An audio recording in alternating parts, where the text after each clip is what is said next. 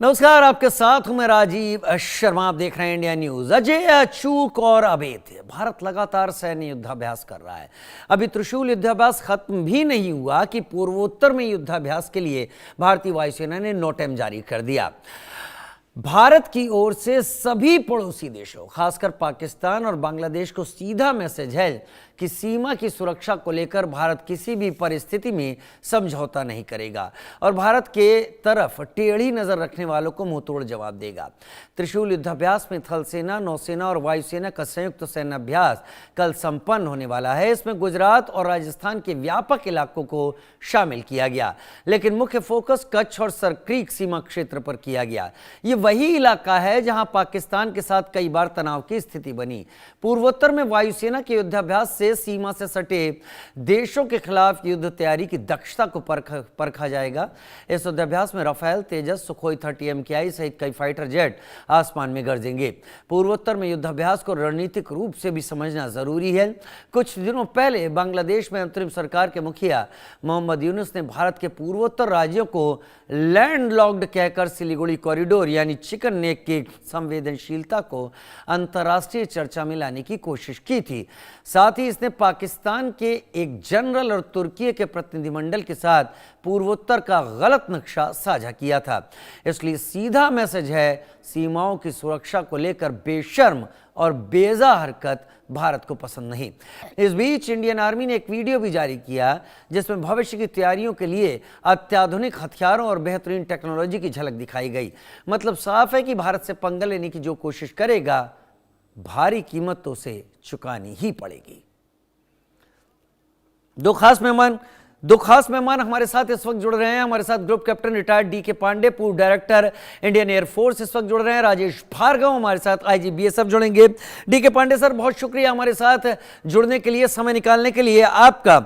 ये नोटेम जारी कर दिया गया, नो टू एयरमैन जो हमने जारी किया गया है, कोई फ्लाइंग नहीं कर सकता, यहां पर भारत कर रहा है। खास तौर पर मेरी जानकारी कहती है ये नोटेम अभी 2 जगह जारी हुआ है, अभी 2 जगह बाकी हैं, लेकिन वो जो 2 जगह जब भी सामने आएंगी तब वो हम डिस्कस करेंगे। अभी लोगों को इन 2 नोटेम के बारे में ही जानने देते हैं जो लोग इस वक्त देख पा रहे हैं। एक नोटेम जो सरक्रीक के पास हुआ, जहां पाकिस्तान ने अचानक अपने नेवी एडमिरल को भेजा, वहां पर फोर्स की तादाद बढ़ाई और उसके बाद जैसे ही भारत का वहां नोटेम जारी हुआ, पाकिस्तान ने भी एक नोटेम सरक्रीक के दूसरी तरफ जारी कर दिया।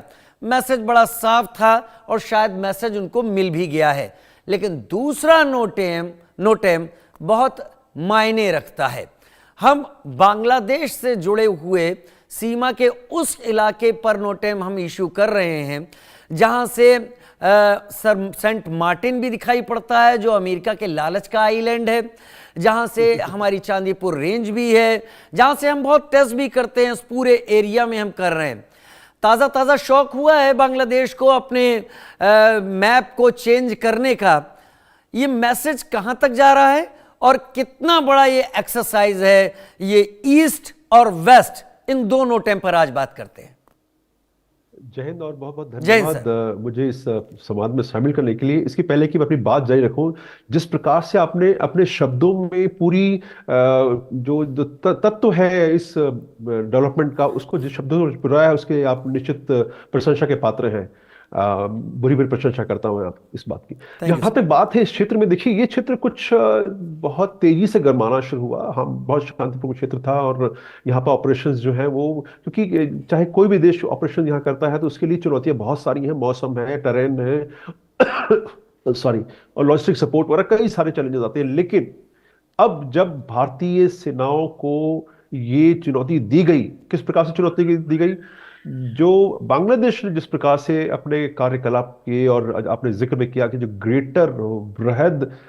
ग्रेटर बांग्लादेश का जो नक्शा उन्होंने शेयर किया है कई लीडर के साथ, और वो बड़ा दुखदाई है। वो बताता है कि जो शांति भारत बताने की कोशिश करता रहा, जो अपने पड़ोसी के साथ एक अच्छे संबंध के लिए प्रयासरत रहा, हमेशा हमने कॉन्फिडेंस बिल्डिंग मेजर्स हमेशा जो है इनिशिएटिव लिया, उनको बिजली का, रेल का और खाद्य सामान सब प्रकार से हमने उनकी सहायता देने का प्रयास किया। उसका प्रत्युत्तर हमको जो मिल रहा है वो सबके सामने है।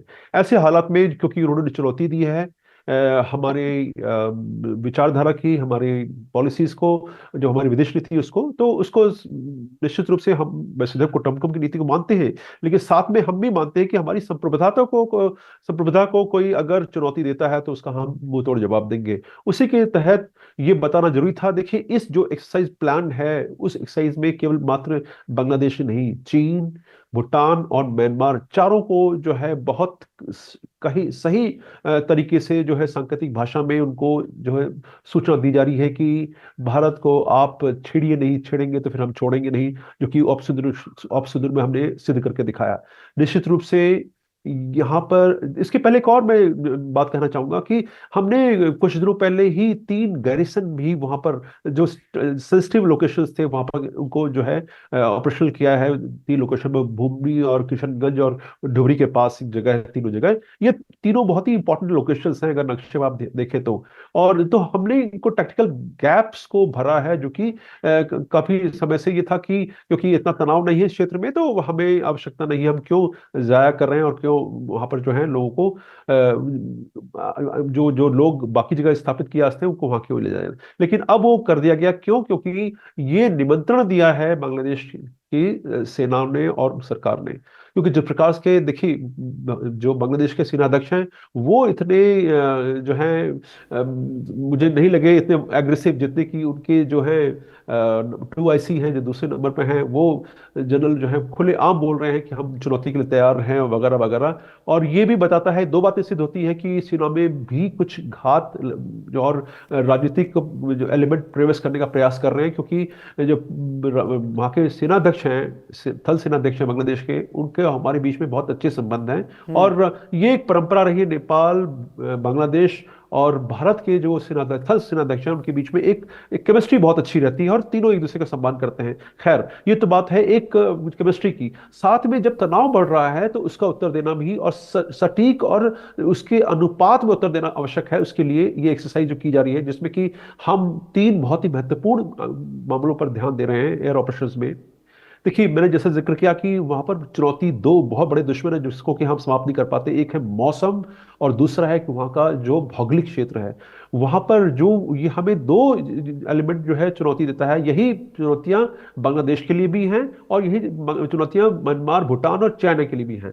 तो ये समान है, लेकिन आपको झेलना तो पड़ेगा। तो इसके लिए जो है लॉजिस्टिक सपोर्ट आप मुहैया कराना, जहाजों को ऑपरेशन करना, उस ऊंचाई पर जहाजों के जो इंजन होते हैं फाइटर्स के या दूसरे जहाज के, उनकी क्षमता में कुछ कमी आती है। तो आपको अपने जो कॉनऑप्स है उसको आपको अकॉर्डिंगली जो है टेलर करना पड़ता है।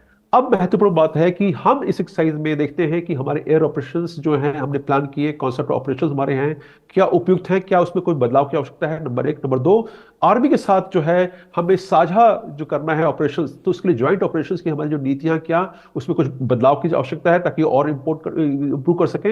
ये क्यों ऐसा करना पड़ता है? क्योंकि हम समय के साथ हमारे जो कंपोनेंट्स हैं, हमारे जो डिवाइसेस हैं, हमारे सिस्टम्स हैं, ये बेहतर होते जा रहे हैं, ये हम मॉडर्नाइज कर रहे हैं। तो साइबर सिक्योरिटी का एलिमेंट और इलेक्ट्रॉनिक वॉरफेयर जैसे भी मामलों पर जो है हमारा ध्यान रहेगा। एयर ऑपरेशंस तो मुख्यतः है ही लक्ष्य हमारा कि हम कैसे कोऑर्डिनेट करेंगे और कैसे, देखिए, जो नोटैम आपने जिक्र किया, नोटैम जारी किया जाता है ताकि वहां के लोगों को, जो बाकी दूसरे जो ऑपरेशंस हैं, मिलिट्री ऑपरेशंस का, नॉन मिलिट्री ऑपरेशंस हैं, उनको समय बता दिया जाता है कि आपका समय रहेगा ताकि किसी प्रकार किसी को हानि ना पहुंचे, कोई प्रकार का कोई एयर एक्सीडेंट ना हो। इन सब बंदों को देखते हुए नोटैम का जो है महत्व बढ़ जाता है। राजेश भार्गव सर भी मेरे साथ, मैं उनको भी चर्चा में शामिल कर लेता हूं। फॉर्मर आईजी हैं बीएसएफ के। राजेश भार्गव सर, जो बांग्लादेश से लगती हुई सीमा है और जो पाकिस्तान से लगती हुई सीमा है, भारत की फर्स्ट लाइन ऑफ डिफेंस यहाँ पर अपनी बहुत बड़ी जिम्मेदारी निभाती है। और जब भारत नोटैम इश्यू करता है, इन हालात को देखते हुए कि अचानक एक कंट्री जो भारत के साथ बहुत अच्छे रिलेशन रखता था, वहाँ एक तरीके का कू होता है, या उसको कोई भी आप फॉर्म कह सकते हैं, एग्रेशन या protest, what ever you can say, लेकिन उसके बाद जो नई एक गवर्नमेंट आती है, केयर टेकर गवर्नमेंट, वो लगातार 1 बाय 1 ऐसे सिग्नल देती है जो कम से कम पॉजिटिव सिग्नल्स नहीं होते। ऐसी हालत में first line of defence in conditions को किस तरीके से लेती है, इन ऐसे ऐसे कंडीशन को, ऐसे एक्सरसाइज को जो ठीक बॉर्डर इलाके में हो रहे हों? देखिए, जहां तक पाकिस्तान का सवाल है, तो वहां की सरकार का जो भी भारत के प्रति रवैया रहा है वो हमें बहुत पहले से पता है। उसमें कोई नई बात नहीं होती है। आमतौर पर उसमें थोड़ा बहुत ऊपर नीचे होता रहता है, लेकिन हमें उनका पता है और उन्हें हमारा पता है। लेकिन जो बांग्लादेश में हुआ है, इसका किसी को भी इस तरह उम्मीद नहीं थी कि जो वहां की सरकार या वो देश जो हमारे साथ फ्रेंडली था, वो अचानक हमारे खिलाफ हो जाएगा और पूरी तरीके से शत्रुता पर उतर आएगा। ये एक नई सिचुएशन है जिसको चाहे बीएसएफ हो, आर्मी हो, एयरफोर्स हो, मेरा कहने का मतलब ये कि पूरी सरकार को उसको एक नए तरीके से देखने की आवश्यकता पड़ेगी। ये उम्मीद नहीं थी। ठीक है, बहुत सी चीजें हमारे में आती रही, इंटेलिजेंस हमें मिलती रही कि वहां कुछ ऐसा चल रहा है, कुछ हुआ है, लेकिन किसी ने भी उसको इतना उम्मीद नहीं किया था कि बांग्लादेश अचानक भारत विरोधी हो जाएगा। भारत विरोधी हो गया, चलिए वो भी मान लिया, लेकिन जिस हद तक आज की सरकार भारत के खिलाफ काम कर रही है, स्टेटमेंट दे रही है, वो अपने आप में एक नई चीज है। और उसके कई वजह हैं। एक वजह शायद ये भी है कि बांग्लादेश पुरानी सरकार से छूटने के बाद शायद अपने आप को विश्व पटल के ऊपर अपनी इंपॉर्टेंस दिखाना चाहता है, और वो इंपॉर्टेंस दिखाने के लिए उसके पास एंटी इंडिया होने के अलावा कोई दूसरा चारा नहीं है। उसकी सीमा भारत को छोड़ करके और किसी भी बड़े देश से नहीं लगती है, जहां जाकर के वो अपना कुछ ऐसा करे ताकि विश्व पटल पर उसको देखा जाए। कुछ लोग उसके साथ हों, कुछ लोग शायद उसके खिलाफ भी हों। तो उसने जो अभी ये जितने भी स्टेटमेंट दिए, पहले चाइना में जाकर के उसने कहा कि ये जो हमारी 7 सिस्टर्स हैं या 7 स्टेट्स हैं, ये अलग थलग हैं, लैंडलॉक्ड हैं, और उनके पास कहीं भी सी में ओपनिंग नहीं है, और जो भी सी में ओपनिंग है वो बांग्लादेश से है। इस तरह से उसने ये कहने की कोशिश की कि बांग्लादेश के बिना शायद नॉर्थ ईस्ट का वजूद मुश्किल हो जाएगा और उसको बांग्लादेश के ऊपर डिपेंड करना पड़ेगा। इस तरह उसका इशारा उस चिकन नेक की तरफ भी था, जिसको उसने मेंशन भी किया कि अगर चिकन नेक के ऊपर उसका कब्जा हो जाता है या वो वहां पर वो हालात पैदा कर सकता है ताकि भारत की एक्सेस नॉर्थ ईस्ट के जो स्टेट्स हैं उनकी तरफ बिल्कुल जीरो हो जाएगी। क्यों? क्योंकि नॉर्थ ईस्ट में जाने के लिए हमारे पास चिकन नेक के अलावा दूसरा कोई रास्ता नहीं है। या तो हमें म्यांमार से होकर के अंदर घुसना पड़ेगा या बांग्लादेश से। तो ये बात सही है कि भारत को नॉर्थ ईस्ट चिकन नेक के जरिए जुड़ा हुआ है। एक ही आ गया। उसके बाद उसने दूसरी कहानी क्या करी कि आर्मी के जो जनरल आए थे उसको उसने एक नक्शा दे दिया जिसमें उसने ग्रेटर बांग्लादेश दिखा दिया कि साहब ये देखिए हमारा तो ये इरादा है। फिर टर्की की एक पार्लियामेंट्री कमेटी वहां पर आ गई, उसको भी उसने ये दिखा दिया। तो ये जितनी वहां पर एक्शंस हुए हैं वन आफ्टर अनदर, ये बड़े डेलिकेटेड हैं, जिसका मेन मकसद यही था कि हिंदुस्तान को एंटेगोनाइज करना, अपने आप को बाकी कंट्रीज की नजर में जो इंडिया के खिलाफ हैं उनकी नजर में। कई बार चर्चाओं में राजेश सर इस बात को मैंने भी रखा है कि जो रंगपुर का ऊपरी इलाका है जिसके चलते बांग्लादेश चिकन नेक के बारे में गाहे बगाहे बहुत कुछ बोलने की कोशिश करता है, तो उसके एम्प्यूट किए जाने के चांसेस कितने हैं? क्योंकि बांग्लादेश को कुछ समझने की जरूरत है और वो शायद इसी तरीके से समझ सकता है। फिलहाल केयर टेकर गवर्नमेंट ये सोच रही है कि भारत को कई सारे घाव दे सकती है, जैसे पाकिस्तान ने यूएन में भुट्टो के जरिए कहा था ब्लीड इंडिया विद 1000 कट्स। लेकिन भारत के एक्सरसाइज कितने खास हैं? सर क्रीक का एक्सरसाइज और अब ईस्टर्न एरिया में, ईस्टर्न बॉर्डर के आसपास लगा ये एक्सरसाइज। एक रिपोर्ट देखते हैं, फिर लौटकर वापस आते हैं आपके पास।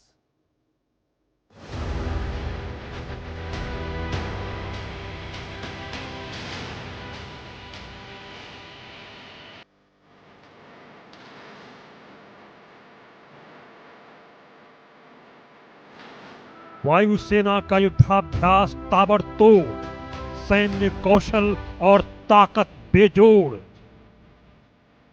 दुश्मनों का करने सर्वनाश, त्रिशूल के बाद अब पूर्वोत्तर में अभ्यास। अचूक हथियार विध्वंसक, आसमान में गरजेंगे राफेल और तेजस। 30 अक्टूबर से 10 नवंबर तक चलने वाले त्रिशूल युद्धाभ्यास में भारतीय सेना का अद्भुत पराक्रम दिखा है। भारत पाकिस्तान की सीमा पर त्रिशूल युद्धाभ्यास के बाद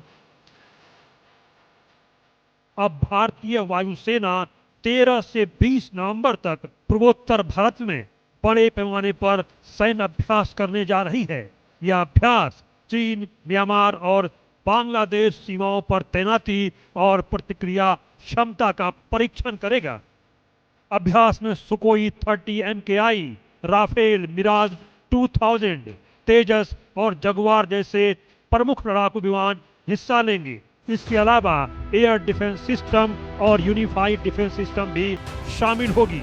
डिफेंस प्रोफेशनल की रिपोर्ट के मुताबिक भारतीय वायुसेना ने नागरिक उड़ानों की सुरक्षा सुनिश्चित करने के लिए पूर्वोत्तर क्षेत्र को कवर करते हुए एक नोटम यानी नोटिस टू एयरमैन जारी किया है।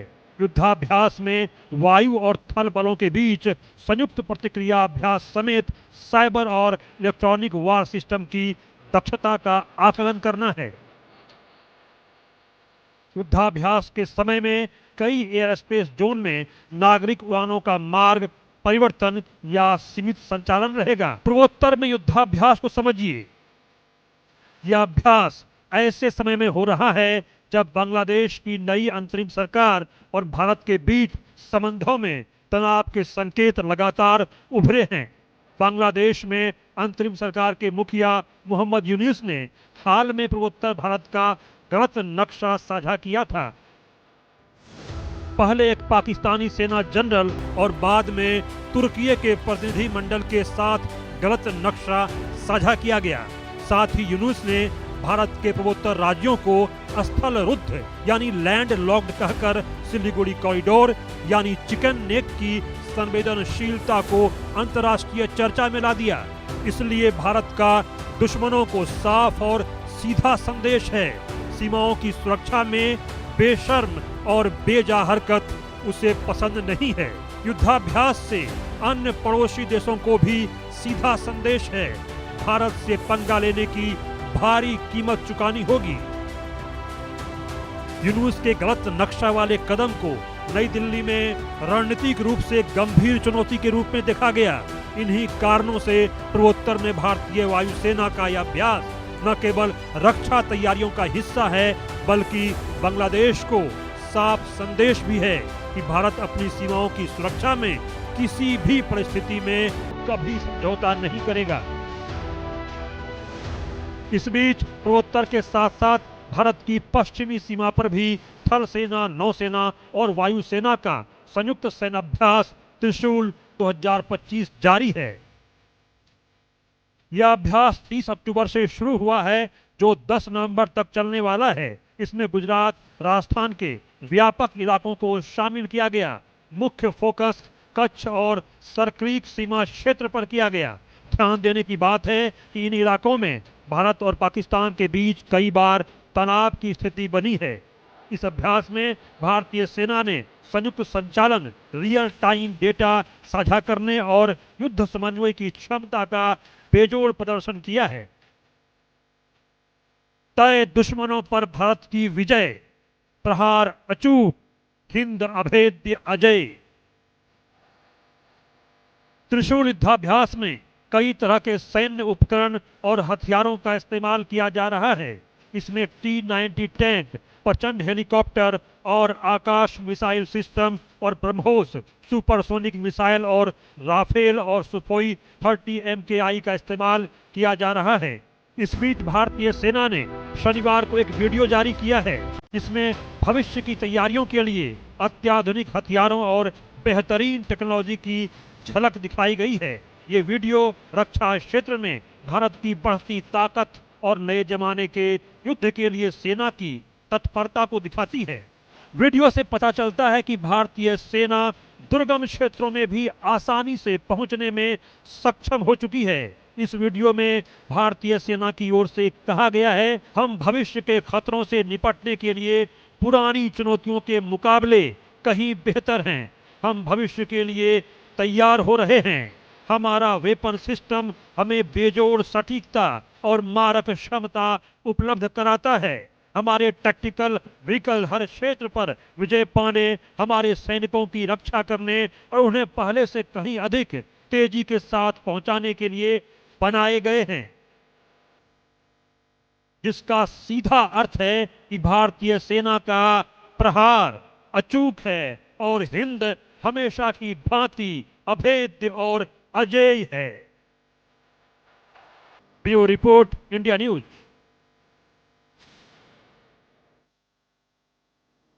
जो सारी तैयारी आपको दिखाई इस वक्त पड़ रही थी इस पूरे स्टोरी में, वो सारी तैयारी इस बात का इशारा है कि भारत अपनी चीजों को पूरी तरीके से पुख्ता रखना चाहता है। हालात कब बदतर हो जाए कुछ नहीं पता, और अगर उसके लिए तैयारी नहीं की गई तो हालात और बदतर होते देर नहीं लगती। पूर्वोत्तर में इस युद्धाभ्यास में भारतीय वायुसेना 13 से 20 नवंबर तक अभ्यास की करेगी। चीन, म्यांमार और बांग्लादेश की सीमाओं पर यह अभ्यास होगा। अभ्यास में सुखोई 30 MKI, राफेल शामिल रहेंगे। मिराज 2000, तेजस और जगुआर आसमान में गरजेंगे। युद्धाभ्यास को लेकर वायुसेना नोटम जारी कर चुकी है। वायुसेना और आर्मी, इनके सभी बलों के बीच समन्वय को लेकर यह अभ्यास होगा। और सबसे बड़ी बात, इस बार होने वाला अभ्यास ऑपरेशन सिंदूर के बाद होने वाले अभ्यासों के एक हिस्से के तौर पर है। तो आप समझ सकते हैं कि वो जो अनुभव मिले उनका इस्तेमाल इस अभ्यास के दौरान जरूर होगा। पूर्वोत्तर में युद्धाभ्यास को भी समझिए। हाल में बांग्लादेश भारत में तनाव के संकेत बांग्लादेश की तरफ से निकले। युद्धाभ्यास से बांग्लादेश को सीधी चेतावनी है।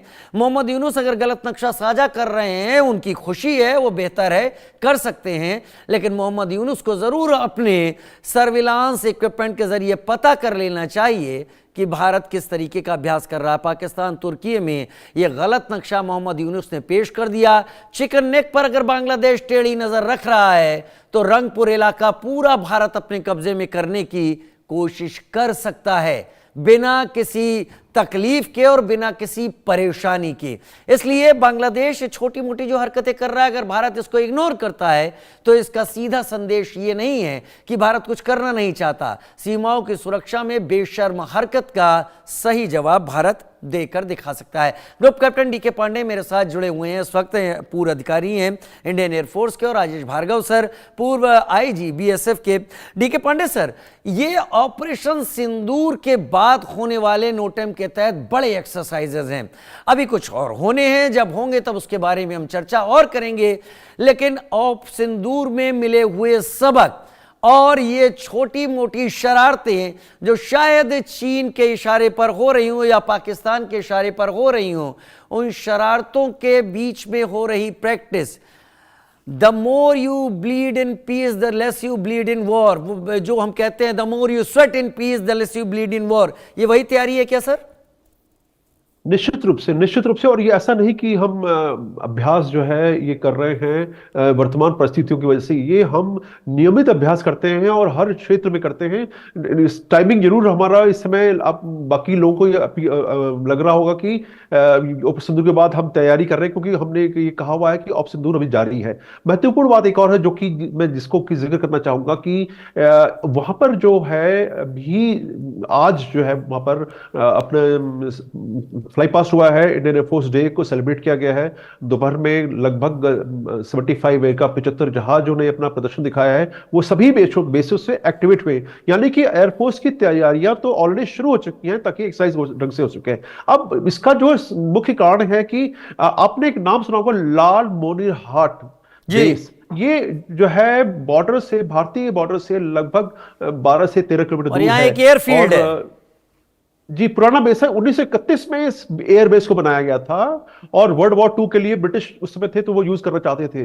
लेकिन पार्टीशन के बाद जब ये अमेरिका में ये पाकिस्तान के पास चला गया तो उसका प्रयोग जो है कम हुआ और 1958 में थोड़े दिन के लिए यूज हुआ था। बहुत बड़ा ये एयर बेस है, लगभग 1166 एकड़ का बेस है, काफी बड़ा है वो। तो इसके बाद 2019 में जब शेख हसीना आई तो उन्होंने यहाँ पर बांग्लादेश का जो एरोस्पेस एंड एविएशन यूनिवर्सिटी है उसको वहां पर ये जगह दे दी गई। लेकिन ये सब कुछ सामान्य चल रहा था और कोई हमारी चिंता का विषय नहीं था, वो लोग भी सही ऑपरेट करते। लेकिन जी। अब जब मोहम्मद यूनुस आए, इन्होंने इस बेस को एक्टिवेट करने का प्लान किया और वहां पर ड्रोन्स का ऑपरेशंस की बात चल रही है, साथ में चाइनीज रडार और चाइनीज और दूसरे एयर डिफेंस सिस्टम्स को डिप्लॉय करने की बात चल रही है। और पाकिस्तानी आईएसआई के लोग भी वहां पर विजिट कर रहे हैं। लेकिन मैं जरा राजेश जी आपको भी यहां पर लाना चाहूंगा। राजेश जी, लामुनेर हाट के बारे में मैंने भी पढ़ा है उसको, और ये एक शरारत है जो करने की कोशिश बांग्लादेश कर रहा है।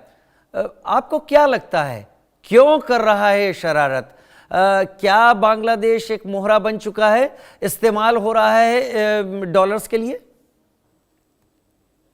देखिए, मैं ये तो नहीं कह सकता कि वो डॉलर के लिए इस्तेमाल किया जा रहा है या किस चीज के लिए इस्तेमाल किया जा रहा है, लेकिन हाँ ये जरूर है कि इसके पीछे पाकिस्तान की आईएसआई और चाइना, इन दोनों का बांग्लादेश की जो प्रेजेंट गवर्नमेंट है, इंटरिम गवर्नमेंट है, उसके ऊपर हाथ है। और ये दोनों ही देश ऐसे हैं जो कि ये चाहेंगे कि हिंदुस्तान के कहीं ना कहीं किसी जगह पर कांटा चुभता रहे। वहां पर इंटरिम गवर्नमेंट आने के बाद, शेख हसीना के जाने के बाद, उनको ये एक बहुत अच्छा मौका मिला कि यहां पर वो अपने जो इन्फ्लुएंस है उसको बढ़ाएं। वहां इन्फ्लुएंस बढ़ाने से हिंदुस्तान को काफी तकलीफ होनी है। क्यों? क्योंकि बांग्लादेश एक ऐसा देश है जो तीन तरफ हिंदुस्तान से, और मतलब थोड़ा बहुत उसका हिस्सा म्यांमार के साथ थोड़ा सा हिस्सा है, बाकी समुद्र के साथ में घिरा हुआ है। ऐसे में वहां जो भी कुछ होगा, उस देश में जो भी घटनाएं होंगी, चाहे शांति की हो, शांति की हो, उसका भारत के ऊपर बहुत बड़ा असर पड़ेगा। देखिए, मैं वहां पर उस एरिया में रहा तो वहां पर भारत के सीमा या बांग्लादेश की भी जो सीमा है, वहां पर दोनों भारत की सेना भी और बांग्लादेश की सेना भी काफी दूर थी, बॉर्डर से काफी दूर थी। मतलब हमें यह लगता नहीं था कि यहां पर कभी कोई ऐसी नौबत आएगी जब को आर्मी, बांग्लादेश की आर्मी और इंडियन आर्मी को आपस में फेस करना पड़ेगा, या कोई ऐसी सिचुएशन पैदा होगी जहां पर हमारी सेना को उसके बारे में सोचना पड़ेगा। जुल्फिकार अली भुट्टो ने भी सर अपनी तरफ से इस बात को कहा था कि ब्लीड इंडिया विद 1000 कट्स। तो ये तो पॉलिटिकल लीडरशिप होती है जो हालात बिगाड़ती है। लेकिन पता नहीं क्यों बांग्लादेश म्यांमार के पास अपने चिकन नेक को भूल जाता है। माफी के साथ आपको रोक रहा हूं सर, क्योंकि समय मेरे पास खत्म है। हमारे दर्शक समझ रहे होंगे कि बांग्लादेश के पास इस एक्सरसाइज के मायने और मतलब कितने देशों को समझाए जाने की कोशिश हो रही है। एक छोटा सा ब्रेक, जल्द हाजिर होते हैं।